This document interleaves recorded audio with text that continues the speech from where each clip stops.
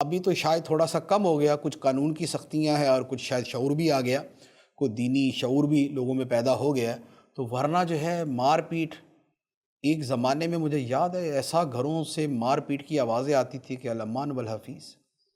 اور پھر ابھی بھی کوئی یہ نہیں کہ ختم ہو گیا، ابھی بھی جو جتنا جاہل ہوگا وہ اتنا زیادہ بیوی کو مارنے والا ہوگا، جو جتنا جاہل ہوگا وہ بیوی کے ساتھ اتنا برا سلوک کرنے والا ہوگا۔ نبی پاک صلی اللہ تعالیٰ علیہ وسلم نے فرمایا کہ تم میں کوئی شخص اپنی بیوی کو ہرگز اس طرح نہ پیٹے جیسے اپنے غلام کو پیٹتا ہے، کہ بیوی کوئی غلام باندھی نہیں ہے کہ جس کے ساتھ ایسا سلوک کیا جائے۔ ایک اور حدیث مبارک میں فرمایا کہ جب تم کھاؤ تو بیوی کو بھی کھلاؤ، جب تم پہنو تو بیوی کو پہناؤ، نہ اس کے چہرے پر مارو، نہ اسے برا بھلا کہو اور نہ اسے جدائی اختیار کرو، اور اگر کوئی ایکسٹریم صورت آ جائے تو فرمایا گھر میں رہتے ہوئے اسے دوری اختیار کرو، اور اس کا مطلب بھی افہام و تفہیم، ناراضگی کا اظہار، تاکہ دوبارہ جو ہے وہ قریب آنے کا موقع ملے۔ یہ نہیں ہے کہ میں ناراض ہو گیا تو اب تو مرتے دم تک میں نے راضی ہونا ہی نہیں ہے، یہ نہیں۔ تو فرمایا کہ جو کھاؤ ان کو بھی کھلاؤ۔ اب یہاں پر ایک ایک شے کے اوپر اگر میں کلام کروں تو بڑا تفصیلی کلام ہو سکتا ہے کہ بھائی خود تو اپنے شہر کا کوئی ریسٹورنٹ چھوڑا نہیں کہ جہاں کا کھانا نہ کھایا ہو، ہر ریسٹورنٹ میں جا کے دوستوں کے ساتھ جا کے کھانا کھا لیا، کبھی بیوی کے لیے بھی وہاں سے کھانا لے کے آئے، کبھی بیوی کو بھی وہ والے کھانے کھلائے۔ خود جو ہے سوٹ کے معاملے میں تو چل جاتا ہے کہ جو پہنتے ہیں بیوی کو بھی پہنا ہی دیتے ہیں، لیکن کھانے والا چکر ذرا کم ہی ہوتا ہے۔ اچھا، پھر فرمایا کہ چہرے پر نہ مارو۔ یہ جو مارنے والا معاملہ ہے اس میں بھی حد میں رہنا تو یوں کہہ لے کہ شاید و باید، تو اس سے بھی کلی طور پر اجتناب کیا جائے، کلی طور پہ اجتناب کیا جائے۔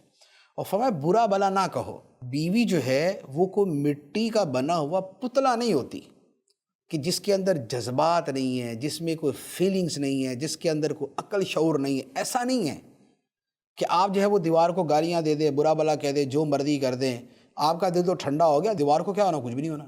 تو بیوی کو دیوار نہیں ہے، بیوی کو مٹی کا مادو نہیں ہے۔ آپ بولیں گے اس کا بھی دل دکھے گا، اسے بھی تکلیف ہوگی، اس کی بھی دل شکنی ہوگی، اس کی بھی دل آزاری ہوگی۔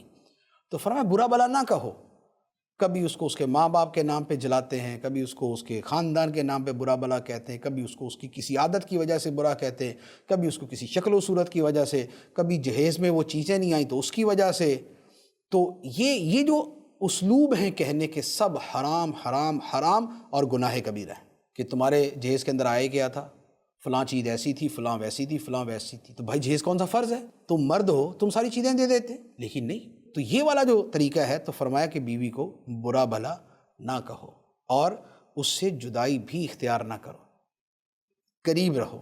دوری پیدا کر دیتی ہے، اور کبھی ایسی کوئی صورت آئے تو گھر میں رہتے ہوئے دوری اختیار کرو۔ یہ نہیں ہے کہ بیوی کو اٹھایا اور جا کے میکے چھوڑا ہے، چلو جی بس اب جو ہے وہ پورا خاندان آ کے میرے پاؤں پڑے گا، میری منتیں کرے گا، میرے پاؤں پکڑے گا، مجھ سے معافی مانگے گا، تب جا کے میں معاف کروں گا۔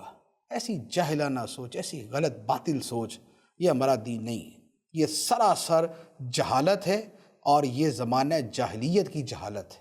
یہ کوئی دین اسلام نہیں ہے، نہیں یہ ہمارے دین کی کوئی تعلیم نہیں ہے۔ فرمایا کہ اسے برا بھلا نہ کہو، اسے جدائی اختیار نہ کرو، اور اگر ایسا کوئی موقع آئے تو گھر میں رہتے ہوئے ہی اسے تھوڑی سی دوری اختیار کرو تاکہ افہام و تفہیم ہو سکے۔ ایک اور حدیث مبارک عرض کرتا ہوں، فرمایا کہ جو اپنی بیویوں کو مارنے والے ہیں، فرمایا کہ وہ اچھے لوگ نہیں ہیں، یہ برے ہیں، یہ شر والے ہیں، یہ اچھے لوگ نہیں۔ اور نبی پاک صلی اللہ تعالیٰ علیہ وسلم کی ازواج مطہرات کتنی تھی؟